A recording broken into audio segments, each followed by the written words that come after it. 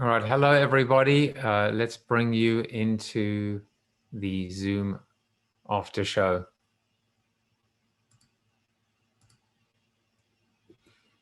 All right, hello everybody. Mr. Tom Morris. Hello, hello. Hello, Mr. Phil McIntyre. What's up, Joe? That was fun. That was a good show. I can honestly say I don't. While Ivan is figuring out internet technology and how to move over to a Zoom room, I got to say that that to me is the perfect show. That's right. That's here's right. Joey. Here's Joey. And let me just see if. Hold on. Here is Mr. Ivan Pollard coming in. So many thoughts for you. Yeah, go for it. Hold on. All right, as they come in. I didn't hear what you said at the end there, Ivan, but I decided today, what I've been doing is I've been showing that Chuck Norris approved thing and then immediately closing it. And then I realized I've got to try and capture the reaction of my guests at a minimum. Well, yeah, I didn't say anything useful as usual. So I was just applauding you, Joseph, because this is you told me the story beforehand, and the pivot to take your genius and start making a TV show is it's almost like this was made for you, not the other way around. No, thank you for saying. It's given me so much joy, and it's just been, it really has been life-changing. And I've told people, I haven't been alone during this time. I've been with this community, with the people that are on right now, with my guests, with my family. My mother-in-law is on every day. My mother is on every day. It's just been tremendous. And I started this with a specific goal of just helping people, right? The old line at the time was helping is the new selling. And then I added, and besides, no one's buying. So what's the point in selling when no one's buying? And so it's just taken on a new form and format, and it keeps changing as well. So now what I'm doing with this community show is mixing it up. So we have our regulars on our Zoom after show. And so I can have 10 people on the screen at the same time, including myself. So once a month, on Friday, we're doing Corona Community, which is, half of the people are from the Zoom after show, and half of the people are previous guests. And it's just mixing them up as well and allowing them to interact. So thank you. That was awesome. Let me turn it over to you guys, because this is where I start to talk even less and let you guys smother Ivan with your love. I say, Ivan, this was the most amazing show. This was the most fun. I've never laughed out loud so many times. I took notes on everything you were saying. There are multiple colors. So there's a lot of wisdom today and a lot of fun, and that's my favorite combination. Well, Tom, as I said, thank you very much. That means a lot to me. As I said, if you can make people laugh, you're doing at least one thing right. So I'm a little in awe of that. I think maybe it was such a good show because we put so much effort into the preparation. Is that right, Joseph? Yeah, it was unbelievable. I mean, I've never actually encountered someone who was this anal about the attention to detail. The number of conference calls we had. Yeah, it's all my PR people. As opposed to Ivan about an hour before going, oh, the Google Doc. You want me to fill out the Google Doc? Oh, geez. It looks like I have some comments. Joe, I have some comments and questions for Ivan. Great show, guys. The pivot has to come off of funny. So Monty Python is always just a source of so much, right, in life. Equal has to be, everything goes back to Seinfeld. So I'm talking to a serial guy. So if you watch Seinfeld, you notice Jerry has a ton of cereal behind him. Almost like 10 boxes I've counted at times. There's no way anyone has 10 cereal boxes at one time. The stuff goes stale too much, right? You can't eat that much cereal. But I'm curious to know, does anyone pick up that Jerry's a big cereal eater? We know that, right? So I assume somebody does in the cereal team. To be honest, Phil, I hadn't noticed, which makes it kind of funny that it's so natural for him to have that much cereal behind him that I didn't clock it. But yeah, cereal does go off, and actually the average household does have 2.5 boxes in it. So 2.5. Yeah. So it's like 5 times. Yeah. And one of the challenges in marketing is we want them to get it out of the cupboard more often, and it's in our interest as well as in theirs. So that's good. Well, product placement, I don't even know if those were real cereals, but I think they are if you watch enough Seinfeld. Oh yeah, very good. Steve's got it up. Look at that. That's amazing, Steve. Let's see. Hold on, Steve. Let me give you the spotlight. There we go. Brilliant. I mean, there has to be a promotional sponsorship afterlife to this in syndication. That's funny. 15, 16, 17, 18, 19, 20 boxes of something there. Well, right. So that's like a madman. That's like a serial killer. We have 20 boxes here. I mean, for some reason, this is the place where cereal just unless expands you're running here. an orphanage. Yeah, maybe that's what Seinfeld's doing in his spare time. God when bless him. I was a professor at Notre Dame for 15 years, University of Notre Dame. And when we won the national championship of 1988, all those years ago, General Mills sent us a big truck, an 18-wheeler full of Cheerios boxes, because Lou Holtz had told a story that before the bowl game, somebody said, what's the difference between Notre Dame and Cheerios? Cheerios belongs in a bowl. They didn't think Notre Dame belonged, and we won the national championship. So they sent an 18-wheeler, and the university donated all of it except 4 boxes to the Center for the Homeless in South Bend, and gave me the 4 boxes to use in my classes as props and as gifts. And I wish I could show you up on my shelf here. All these years later, my wife made me get rid of the last box about 6 months ago. Wow, that's amazing. That's good. That's that is a good story. I hadn't heard that one. So let's hope that they had a good team 2 years ago. So, yeah, they did. So they kind of got close, but that shows you something about General Mills got so much goodwill on the Notre Dame campus for doing that, and it's just a wonderful place, I'm sure, to be. They're lucky to have a guy like you, for sure. Well, it's actually the opposite. It's nice of you to say so, Tom, but I'm lucky to be there. I remember my grandma, who was a nice working class lady from the north of England, who worked in a stocking mill.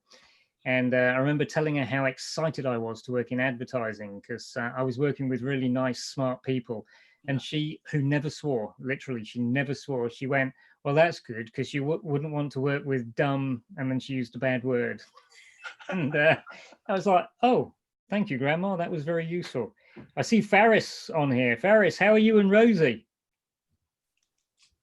I'll unmute myself. We're good, actually, mate. How are you?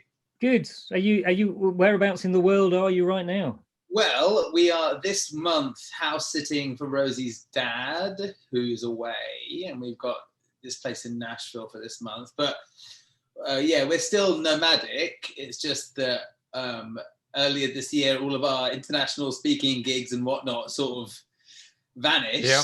And so we had to dramatically plan in an agile way our approach to the year and our cash flow and our strategy and all that kind of stuff. But now a lot better. Yeah, now it's all right. Things have sort of stabilized a lot, I think. Well, you should definitely be. So, Joseph, you should tell the story about what happened when when you travel around the world speaking. People are not really paying attention because you're a small industry, and yet the things you and Joseph have had to do, you should talk about that on a show, because I think it's very enlightening. Well, when Faris, you got to come on. It'd be awesome. It'd be, the gift of the show is 3 things have happened with my guests. In some cases, I've met people for the first time, right? Like that. I had, Pink's drummer, and James Rollins, who's my favorite author.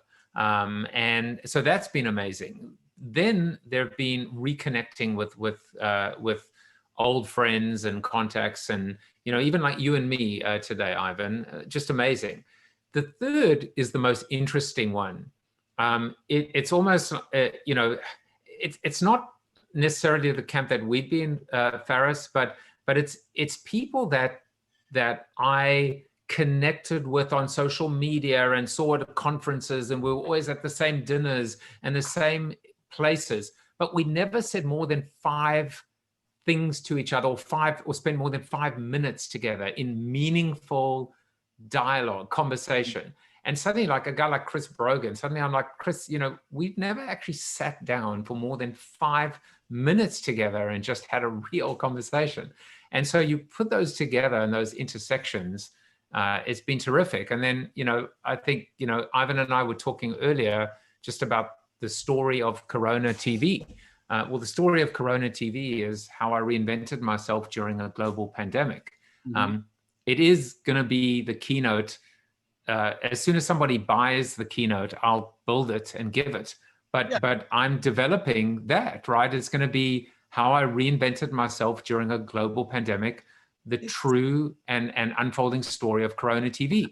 And it makes a lot of sense. I think we've been doing a lot of work sort of as so our lifestyle obviously is nomadic because of speaking events, and therefore those 2 parts of our life and business stop working. But yeah, to the same point, we've been forced to both consider different kinds of things and do different kinds of things. So Polly, you're like this. We made an ad earlier this year with Dolly Parton, which was quite unusual for Genius Steels, my agency, which is me and my wife, and our third partner, third leg, Ashley.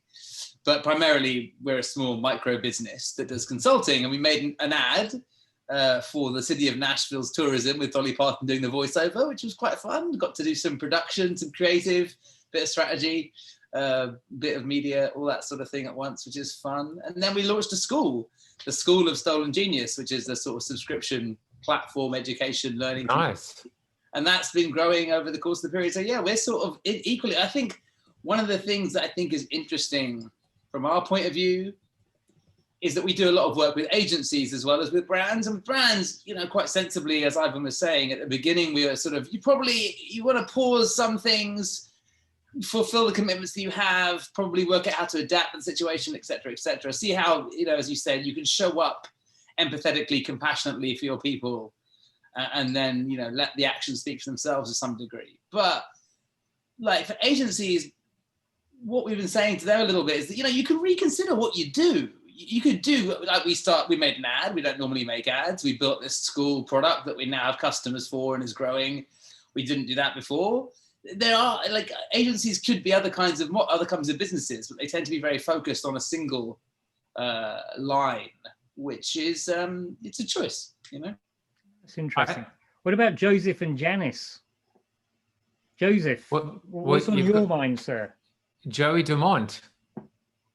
Hello, Ivan. It was wonderful to watch you. I am a retired agency guy. I left the business about 3 years ago. I've been a stay-at-home dad. Much like you, dude, I started older. My first son was when I was 45. My second son when I was 47. So we got that going. And then I coached their teams and have a lot of fun. I did get the wonderful opportunity to work with General Mills. We represented the You'll Play Smoothie brand and some Betty Crocker stuff. And I gotta say that kitchen real deal, man. Oh yeah. Oh, they was a lot of fun. They know what they're doing down there. Which agency did you work for, Joey? It's a shop called Questus. It's a regional company, offices in San Francisco and New York. But we were fortunate. I grew up in Minnesota, so when we got that account, I was actually happy on a couple fronts. We got to do some really cool stuff, and then I got to go home and see my mommy, who lives in Rochester. So that was cool. Good. Well, thank you for helping us. I think, as Joseph said, I mean, it's a really good company with some really good products and really great people. I just think it kind of took its eye off the ball of the power of creativity for a while. And, we went down the 3G rabbit hole of cutting back on our spend and, cutting back on our product. And with the new CEO come in, he changed things around. And fortunately, despite what Ferris said, actually, we went completely the opposite. As soon as lockdown started happening, in consultation with other people, I issued a 5-point mandate: keep advertising, do good, do no harm, and don't get don't get caught profiteering. No price promotions or anything like that, and check your content for just empathy, but otherwise just keep going. And we didn't do the "we are there with you," and we didn't do the we see them. We just we're all in this together. Cheerios. It's nice. That's great.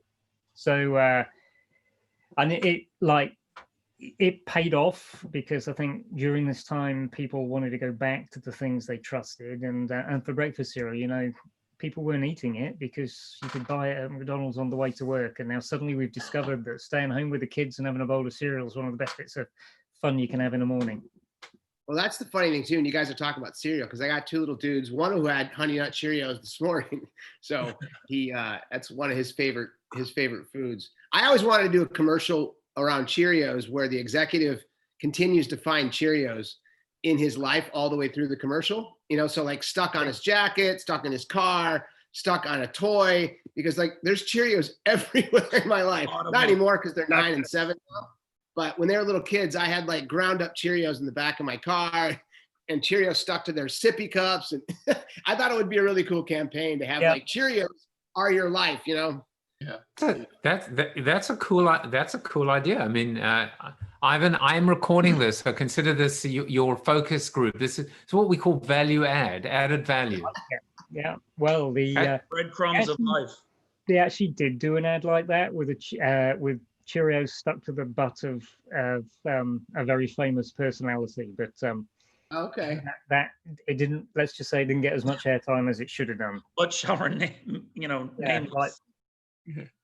Yeah, the idea of Cheerios and butts in the same commercial didn't test so well. Before we forget to say something about this, thank you so much for recommending that book, the Rutger Bregman book. It was my favorite book I read this year. Oh wow! So far, and I've been telling all my friends about it. He's such a good writer. He did such great research. He blows up so much of the famous psychological experiments of the last few decades that people just parade out everywhere. And he gives you such a basis for hopefulness in a period of history that a lot of people are pretty depressed. And I think he brings out the solid foundations for being optimistic, long term. Well said, Tom. It's actually just got recommended to me on Amazon or Google or something. So nobody said it, and I bought that. And I don't know if you've read Utopia for Realists, which is a bit heavier, but that's what I hope to get to next. Yeah. Well, it'd be interesting to see what you think of that, sir. So he's well worth reading. I'm a philosopher myself, and I never knew, through Joseph and all these guys, I'm learning so much about the world of marketing and advertising. I have this unusual history of having given over 1,200 talks to corporate groups, and it's nothing I planned to do. It's just that they discovered me at Notre Dame, and it became a huge deal. But what you showed today, the linkage of humor and real wisdom, has always meant a lot to me. I used to tell my graduate students at Notre Dame who helped me teach giant classes, I said, philosophy is serious, but that doesn't mean it's somber. We can have fun doing it. And, your use of the Monty Python today, I never believed the Ministry of Silly Walks until an Oxford professor visited Notre Dame and asked me to go for a walk with him. And literally, his knees went up to his chin as he was walking until he got to a crosswalk, and then his feet would go like this, and then his knees would go up and down again.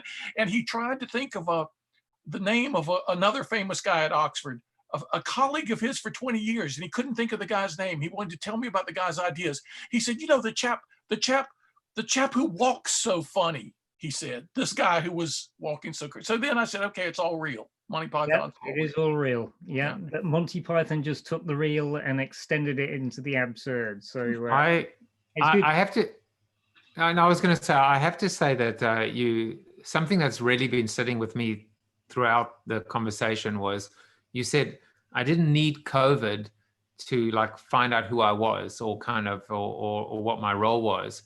And I think that you're lucky. You're very fortunate, and I think there is obviously another group or segment, which I'm in, which is I did, took a global pandemic for me, to lose 20 pounds and also to discover myself and discover Corona TV and their contribution. I hope that my biggest fear, I said at the beginning of this, is we'll return to some degree of normalcy, whatever that looks like, and people go back to their old ways and their bad habits. And I think part of this is this beautiful end. It's the ampersand, home and work, the blurring of that, the fact that you can wear a tie as you are right now, but not wear shoes. I'm sure you don't have shoes on. You don't have to show me. We don't even know about the pants. We're not even sure about the pants. I didn't go there. But I think also, like, one of the new, superpowers, Ivan, throughout this whole, 120 episodes, I've almost been like archiving these superpowers: generosity, patience, kindness, endurance. But I think one of them was just created today, which is fun. Joy is one of them too, but fun. Yeah. And I think maybe that's a really interesting missing element in our workforces, work lives, even in terms of brand values, right? Just this ability to not take yourself so goddamn seriously, because guess what? Life is serious. And that it is a British thing. I mean, it's a Commonwealth thing. I don't know. I think there's something glorious about being able to just find the balance between the intensity and the seriousness of life, and then still be able to just be like, what were your words to me, Ivan, at the beginning? Which ones? You said, would you like the, do you want the serious CMO or the stupid dumb asshole? That's who we wanted, and to link you two guys. And that's who you got. And that's who you got. Yeah, but to link you two guys, Ivan and Joseph. One of my favorite stories is of a journalist, true story, who went to one of the most famous physics departments in the U.S. To do a story on their prize-winning physicists. And he said at the end of the day, he went to the chairman's office. He said, "I don't get it. I go up and down the hallway all day. I hear people laughing hilariously behind closed doors. I see people running from one office to the other. I saw 3 practical jokes today. What is all this craziness?" And the chairman told him there is a deep relationship between fun and discovery, between fun and greatness. And if you're not having fun, you're not going to have greatness. I've always loved that story. That's great. Ferris has just got up and walked away, so I was going to ask him something. So we at least know he has pants. So just to show you that. So Ferris, what was what role did fun play, as we created Naked? It was hugely important. So I was going to find you, the back of our phone wallet says one of our values, which is it won't be any good if it isn't any fun, which I stole via Naked, but we stole from Ogilvy kind of, but anyway, it doesn't matter. So it was very important. It was extremely important. And that's funny. I spoke to a nice woman recently who was doing, here you go. Hey, Rosie. Here are the stickers I was talking Rosie. about. Good fun. Oh, wait, show it to us. Won't be any good if it isn't any fun. Can you see that? Yeah. That's what we believe too. So, it was really important. It was very important. The time was creating a sort of culture for the brilliant misfits, but allowing them the room to experiment, play, feel that they were allowed to make decisions. And because we were trying to invent new kinds of things or rebundle something that had been unbundled, or however you want to think about creating value in markets in general, we had to be, there's sort of a newness, a sort of permission is necessary for that. You have to have permission and a psychological safety to be creative in a way that could be really silly. And I think we all agree, Ivan, that we were quite silly a lot of the time. In fact, it was important to us to be silly because we didn't want to come across as very serious, as very buttoned up, because that was kind of the positioning of other people. And we thought we could do the same thing, but give it some joy, some fun. So joy and fun. I see Tom Daly has joined us as well. So Tom, how are you? Much better now that I get to hear your voice again. Thank you very much. And likewise. Wonderful stuff. Hey, Tom, nice to see you. Hey, Joseph, nice to be with you. Nice to be in the company of all these fine folks. Yeah, for the last time we were together, it was before the world went, before the zombies were released. We were hanging out in New Orleans and in New Orleans, and apparently it became a hotspot about 12 seconds after we left. Escaped. Allegedly, we both Yes, escaped Tom, it. you taught me that anti-lock brakes were invented by the British. Do you remember that conversation? I used that book. You got to read that book. You I gotta, know. I have yet to get it, but you taught me that at that conference. That was, was, good to see yeah, you again. nice to see. So Joseph is referencing this case study on the development of anti-lock braking systems. And the reason it's interesting is that first it started with a phenomenal question, which was, whose problem is a skidding car to solve? Who solves that problem? And you might think it's the tire makers, the brake makers, the car manufacturer, the road paver, God forbid, the driver shouldn't be driving so fast in the right. Well, it turns out it's really a study about innovation, and that bits of the knowledge to solve the problem and create brake had to be organized by somebody. No one entity had all the answers. Parts of the answers existed in all kinds of places. And it took something as big as the British government to bring all these things together and move information through what the book calls knowledge communities, right? And as it turns out, anti-lock braking systems on your car actually originate from the arresting brake systems on aircraft carriers. Wow. Which is really kind of cool. How this massive ship Wow. kind of move the information around. See, and I'd heard it was General Mills, but So General different kind of break, a breakfast break. You won't believe it, but General Mills invented things like the black box that is on aircraft. And it also invented the deep sea submarine explorer that is still in use today for salvage operations and with the American Navy.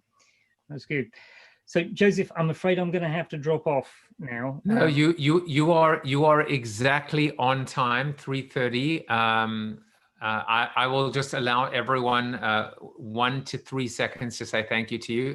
Thank you to you from me. Thank you so much. It was a fun Great day. meeting you. Enjoyed it.